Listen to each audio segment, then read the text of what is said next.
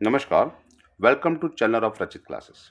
आज हम बात करेंगे स्टैटिस्टिक्स के अंदर स्टैटिस्टिकल इन्फरेंस के बारे में। तो what is a statistical inference, उसके बारे में हम जानेंगे, जो कि फर्स्ट हमें बताया गया कि what is the meaning of inference. Okay, तो यहाँ पे होता है कि एक सारी इंफॉर्मेशन जो कलेक्टिव इंफॉर्मेशन हमारे पास होती है, जिसे हम पॉपुलेशन कहते हैं।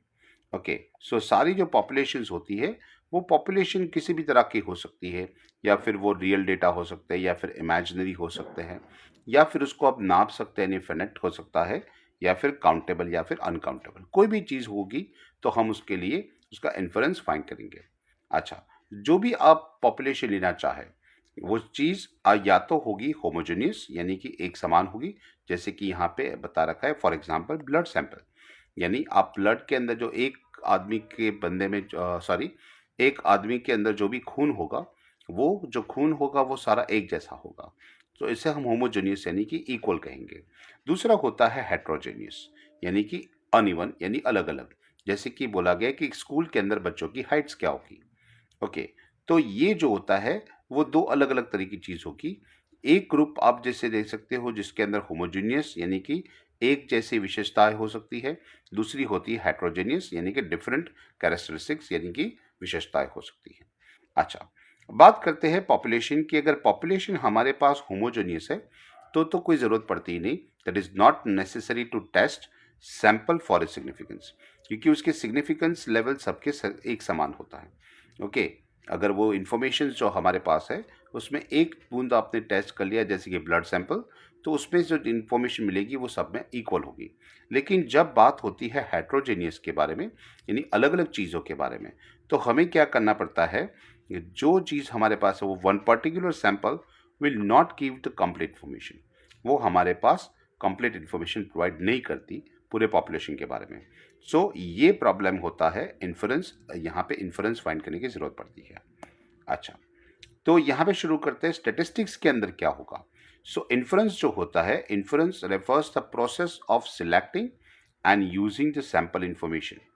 ये हम क्या करते हैं, ये प्रोसेस होती है जिसके अंदर आपको सैंपल इंफॉर्मेशन कलेक्ट किया जाता है और उसके बिहाफ पे एक कंक्लूजन निकाला जाता है अबाउट द पॉपुलेशन पैरामीटर्स, यानी कि पॉपुलेशन जो है उसके जो गुण होते हैं, उसके पैरामीटर्स जो होते हैं वो डिसाइड किए जाते हैं।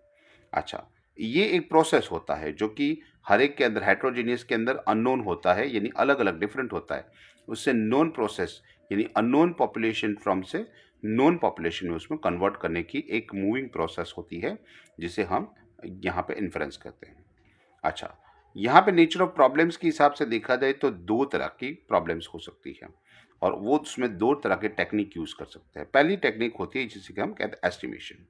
इसके अंदर क्या होता है कि पॉपुलेशन पैरामीटर्स जो हमारे पास है, उसको हम एस्टिमेट कर लेते हैं, और on the basis of sample information, जैसे कि हमारे पास कोई भी एक 100 ग्रुप के पीपल्स है और उनकी हाइट दी जाती है, तो हम उसमें से कोई भी 10 सैंपल सिलेक्ट करेंगे, और 10 सैंपल के लिए हम उसके फीचर्स फाइंड करेंगे, और वही फीचर्स किसके अंदर ऐड होगा, वही फीचर्स 100 के अंदर ऐड किया जाएगा, यानी वही फीचर्स वहाँ पे लगाई होंगे, कॉमन होंगे वो चीज़। दूसरी टेक्निक जो होती है उसे हाइपोथेसिस कहते हैं। ये hypothesis is a statistical process होता है, जिसके अंदर क्या किया जाता है कि it's made about the population parameters, कोई एजम्पशंस की जाती है, एंड इट टेस्टेड, फिर उसको टेस्ट किया जाता है, और वो टेस्ट के हिसाब से वो सही है या गलत, वो डिसाइड किया जाता है इंफॉर्मेशन के। अच्छा, बात करती है what is the meaning of population and what is the meaning of sample. तो जिसका भी आप इन्वेस्टिगेशन करना चाहते हो, उसकी जो पूरी इन्फॉर्मेशन है, वो उसे हम टारगेट ग्रुप कहेंगे। वो टारगेट ग्रुप का इन्वेस्टिगेशन करना चाहते हो, वो आपका पॉपुलेशन हो जाएगा।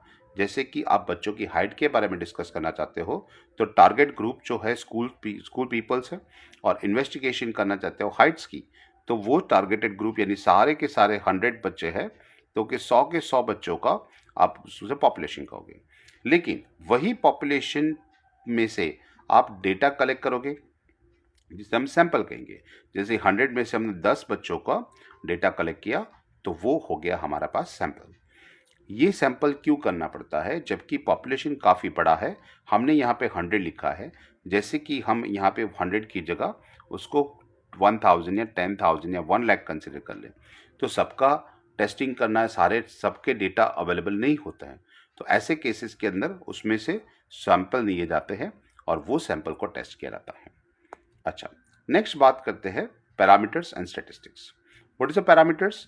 तो जनरली जो अननोन मेजर्स होते हैं ओके पॉपुलेशन के, अबाउट द पॉपुलेशन, ये जो पॉपुलेशन होते हैं उसके जो मेजर्स होते हैं वो हम फाइंड करते हैं, जिसे हम पैरामीटर्स कहेंगे।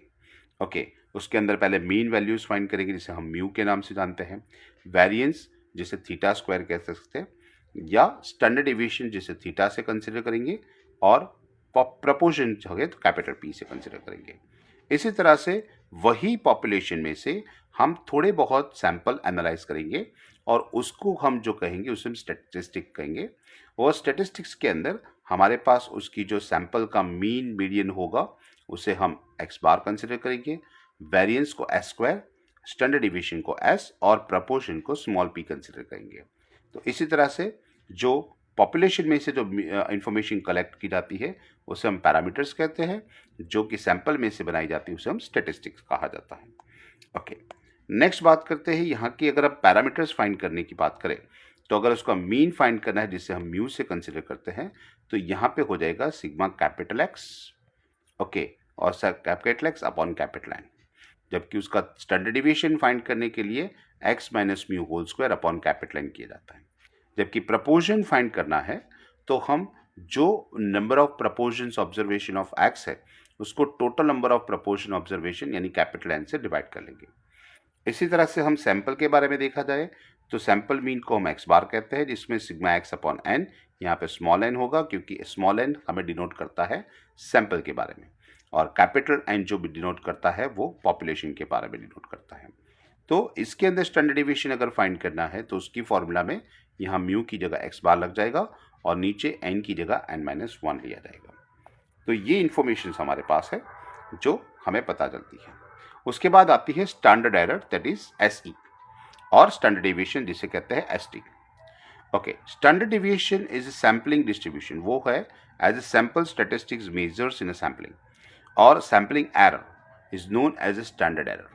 यहाँ पे स्टैंडर्ड एरर हो सकती है, यानी कोई भी चीज़ है उसके अंदर माइनर चेंजेस हो सकते हैं। जो माइनर चेंजेस हमारे पास यहाँ पे एक माइनर चेंजेस, ये वैलिड चेंजेस कंसिडर किया जाता है।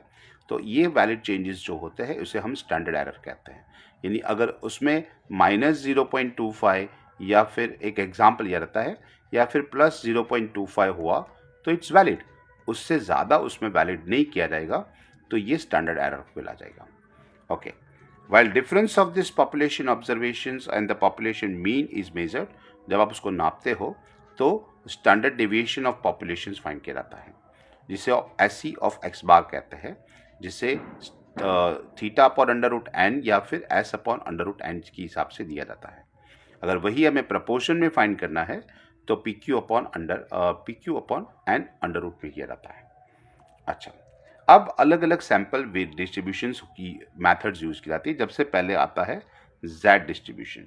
जेड डिस्ट्रीब्यूशन ये नॉर्मल डिस्ट्रीब्यूशन कहलाता है, और इसकी वैल्यूज जो मीन वैल्यूज होती है वो 0 और वेरिएंस 1 होता है, और z always is greater than 0 होता है, जबकि इसकी वैल्यूज 0 या z से z1 के बीच में रहती है। इसको हम ऐसे लिखेंगे, that is 0 less than equal to z less than equal to z1, इसके बीच में हमारे पास इसकी वैल्यूज दी जाती है अगर ये 0 से ज़्यादा है तो। ओके नेक्स्ट के बारे में बात करें तो हमारे पास जो नेक्स्ट है टी डिस्ट्रीब्यूशन कहते हैं उसको, students T distribution. T distribution क्या होता है? It's a family and the symmetrical distribution of centred around the mu that is equal to 0। ये इसकी पहली कंडीशन है, इसे म्यू 0 कंसिडर किया जाता है। और इसमें स्पेस ऑफ द डिस्ट्रीब्यूशन जो होता है वो एफ एस एक्स बार और एस के बीच में होता है, जिसे हम एक्स बार प्लस और माइनस एस के नाम से जाना जाता है।